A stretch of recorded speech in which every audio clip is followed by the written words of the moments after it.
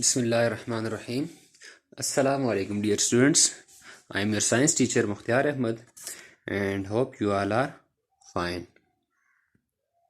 Okay students, last time हमने digestive system को discuss किया था जिसमें हमने डाइजेस्टिव ग्लैंड्स की बात की थी. ओके चलें आज अपना लेक्चर स्टार्ट करते हैं. सबसे पहले हमने लिंकेज के लिए कुछ क्वेश्चंस बनाए हैं जैसे एज यूजुअल होता है. What is digestive system? Digestive system किसे कहते हैं? Question number 2 is what are two digestive glands? अपने प्रीवियस नॉलेज को रिकॉल करें जो लास्ट लेक्चर आपने सुना था. Okay question number 3 is what is a disorder? Disorder किसे कहेंगे? अब इनके आंसर्स की तरफ जाते हैं. हमारा जो पहला क्वेश्चन था व्हाट इज डाइजेस्टिव सिस्टम, इसका आंसर बार बार हमने रिपीट भी किया है. चलें अगेन देख लेते हैं. An organ system which is involve in the digestion of food.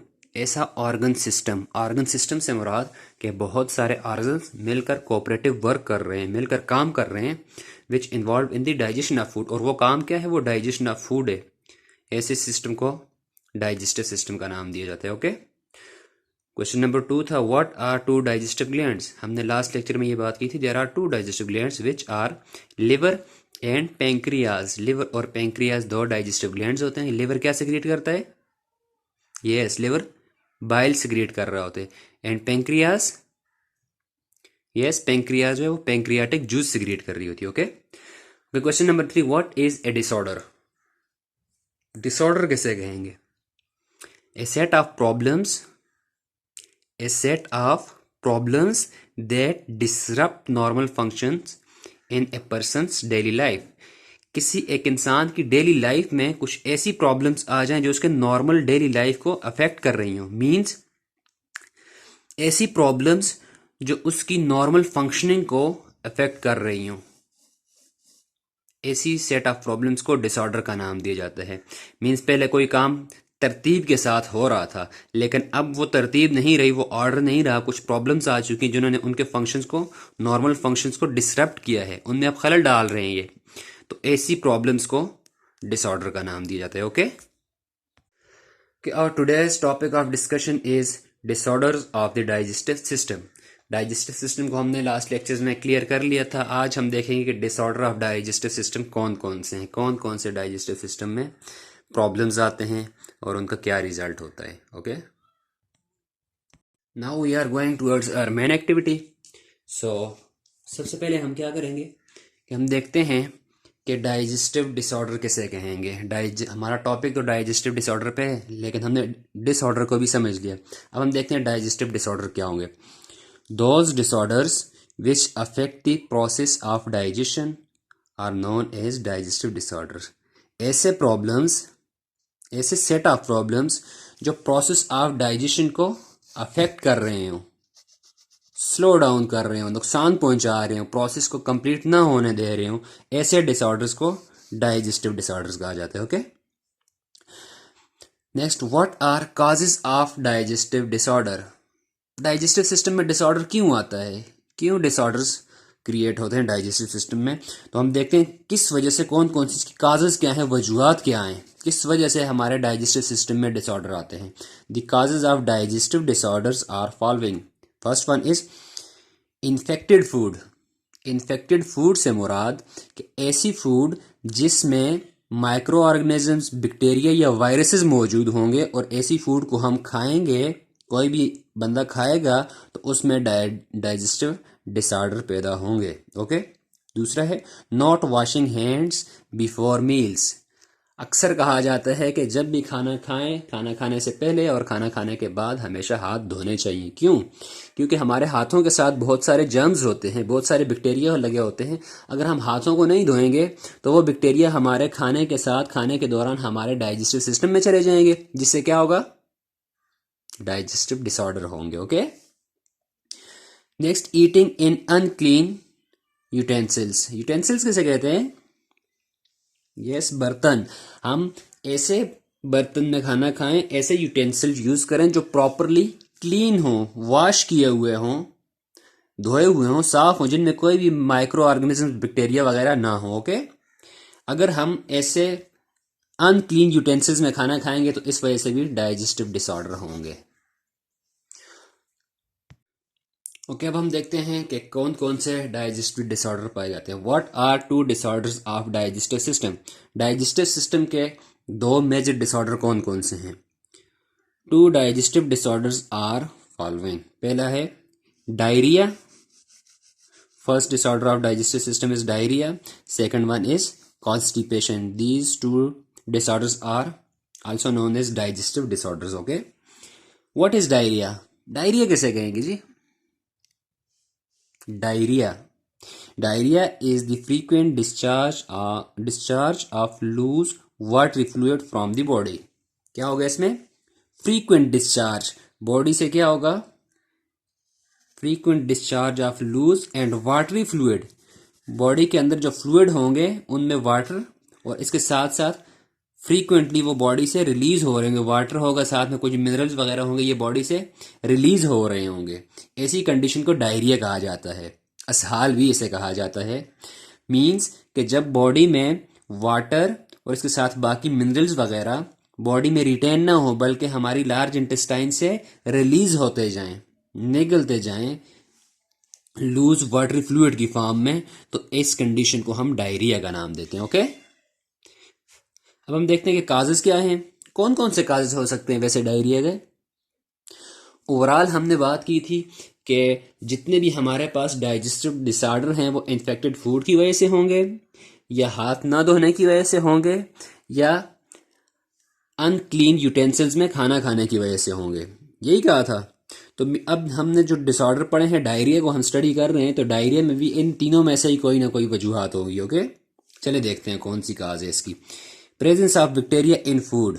Yes, अगर हमारी फूड में बैक्टीरिया प्रेजेंट होंगे, बैक्टीरिया मौजूद होंगे, तो इस वजह से भी डायरिया हो सकता है। नेक्स्ट, प्रेजेंस ऑफ वायरसेस और अदर पैरासाइट्स इन फूड, या हमारी फूड के अंदर, हमारी खुराक के अंदर वायरसेस मौजूद होंगे, या वायरसेस के अलावा और जर्म्स मौजूद होंगे, पैरासाइट मौजूद होंगे, तो इसकी वजह से भी क्या होगा? डायरिया काज हो सकता है। Third one is drinking contaminated water.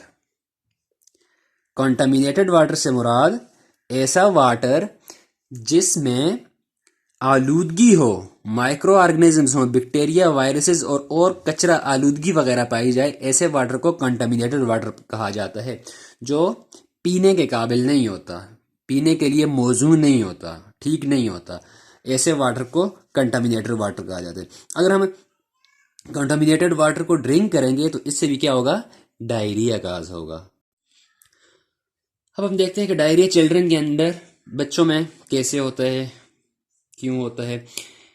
It most frequently occurs in babies. Diarrhoea जो होता है ये बेबीज में, बच्चों में ज्यादा हो रहा होता है। Which result in loss of water and minerals from the body. और इसका नतीजा क्या होता है?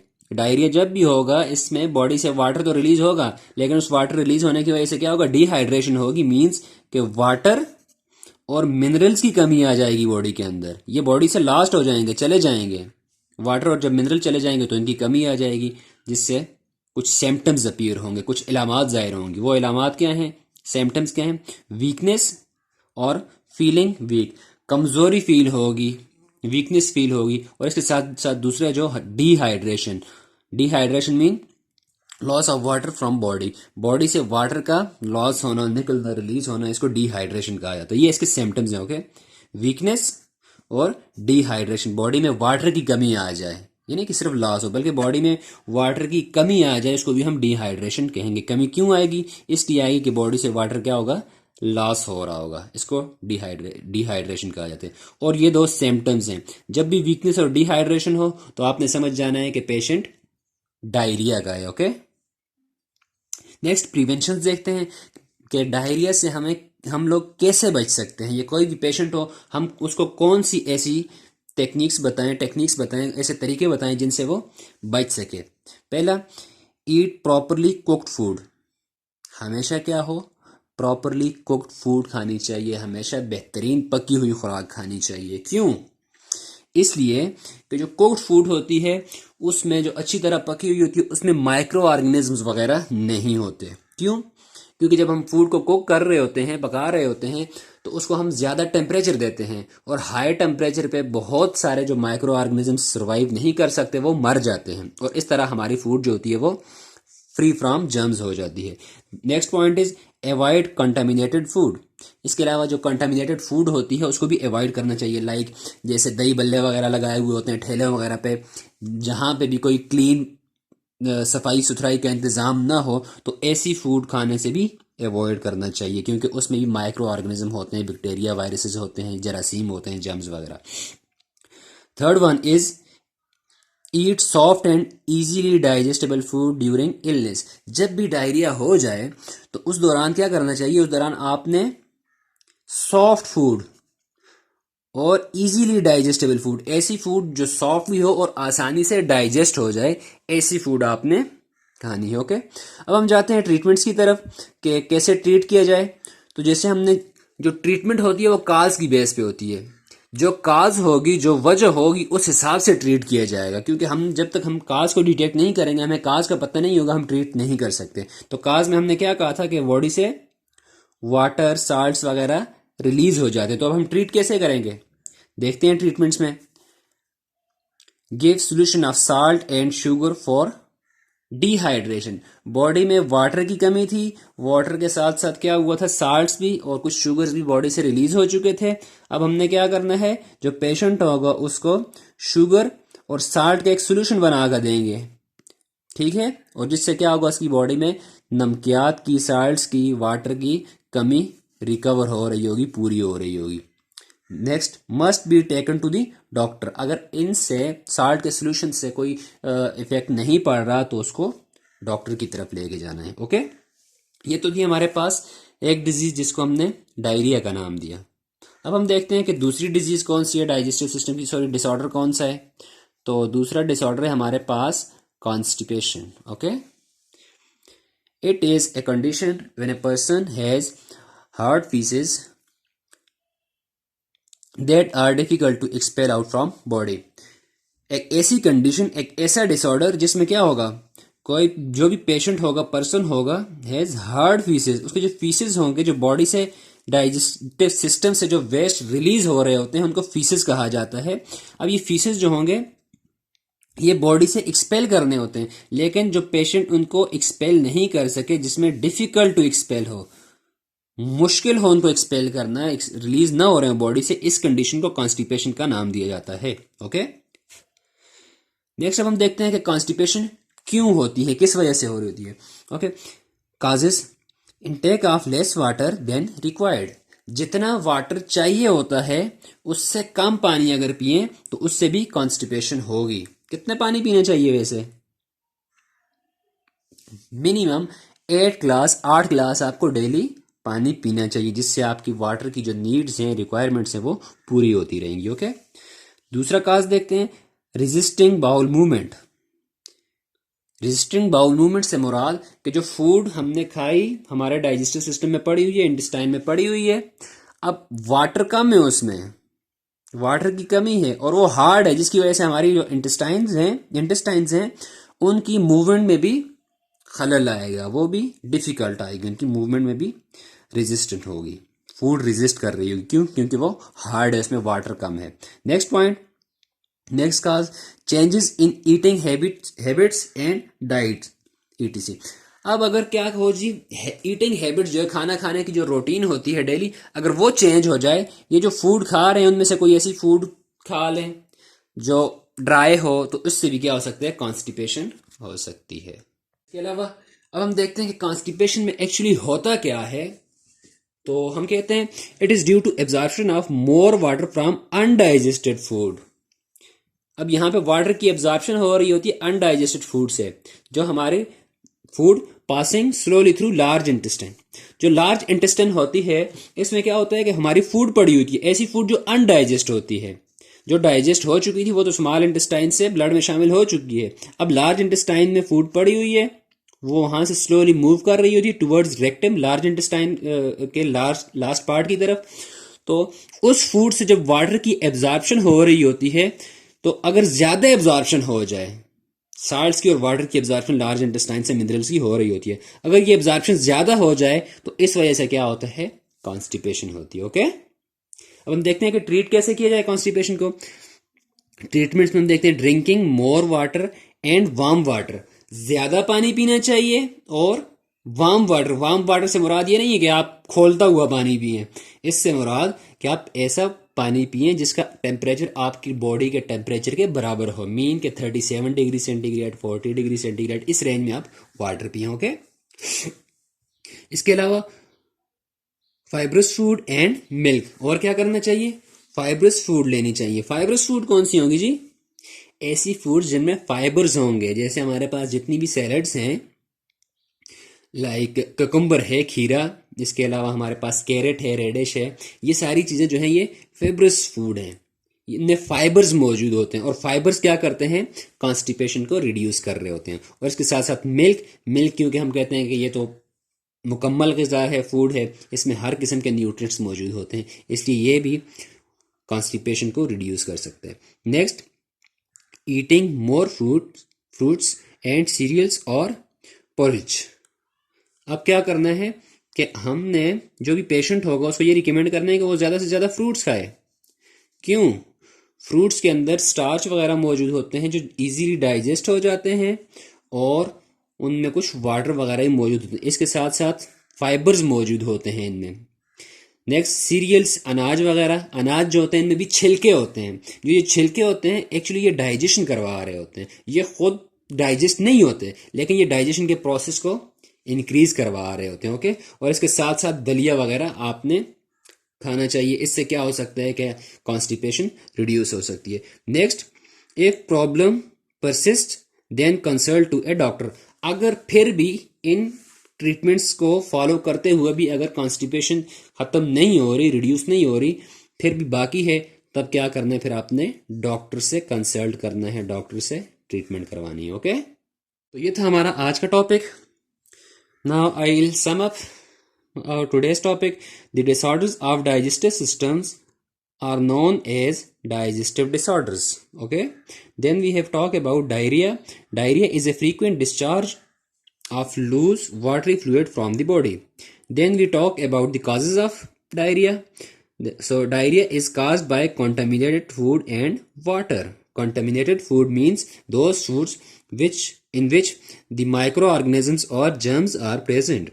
Next, we have talked about dehydration. What is dehydration? The removal of water from body is called dehydration. Then we have talked about the other disorder of digestive system, that is constipation. Constipation is a disorder in which a person has hard feces that are difficult to expel from the body. Body से expel करने के लिए difficulties आ रही हूँ, ऐसे problem को, ऐसे disorder को constipation कहा जाता है। Next, constipation is caused by intake of less water. If our body needs more water and we intake less amount of water, then constipation occur, तब constipation होगी। Drinking more water and eating fruits and fibrous fruit will reduce the chances of constipation. अगर ज़्यादा पानी पिया जाए, fruits खाए जाएं, fibrous fruit खाई जाएं, सीरियल्स वगैरह खाए जाएं, तो इनसे क्या होगा, कॉन्स्टिपेशन के चांसेस कम हो जाएंगे। ओके स्टूडेंट्स, ये तो था हमारा आज का टॉपिक। अगर आपको कहीं से कोई भी कंफ्यूजन हो, कोई भी क्वेश्चन हो इस टॉपिक से रिलेटेड, तो आप कमेंट सेक्शन में पूछ सकते हैं। ओके, अब हम होमवर्क की तरफ आते हैं। तो होमवर्क में आपने क्या करना है, right the causes, symptoms, preventions and treatment of diarrhoea. आपने क्या करना है, डायरिया की काजेस भी, पहले डायरिया क्या होता है ये बताना है, इसके साथ साथ आपने उसके काजेस बताने हैं, सिम्टम्स बताने हैं, प्रिवेंशंस बतानी है एंड ट्रीटमेंट्स बतानी है। ओके, दूसरा क्वेश्चन है आपके पास जो आज के टॉपिक से रिलेटेड है, वो right causes and treatments of constipation. Constipation जो दूसरा हमारे पास डाइजेस्टिव डिसऑर्डर है, उसकी आपने सिर्फ और सिर्फ काजेस और ट्रीटमेंट्स लिखनी है। ओके, ये था आपका आज का होमवर्क। और अगर आपको कोई भी क्वेश्चन हो, आपकी कोई भी कंफ्यूजन हो, तो आप कमेंट सेक्शन में पूछ सकते हैं। ओके, और ये काम कैसे लिखना है, ये इसका आपको पहले से प्रोसीजर बताया हुआ है, उस हिसाब से आपने इसको आज ही लिख लेना है। ओके, और साथ साथ याद भी करना है, तैयार भी करना है। जैसे ही आप लोग स्कूल आएंगे तो इंशाल्लाह जितना भी हमने ऑनलाइन पढ़ा इसका आपसे टेस्ट किया जाएगा। Okay okay students, best of luck. अल्लाह हाफिज़।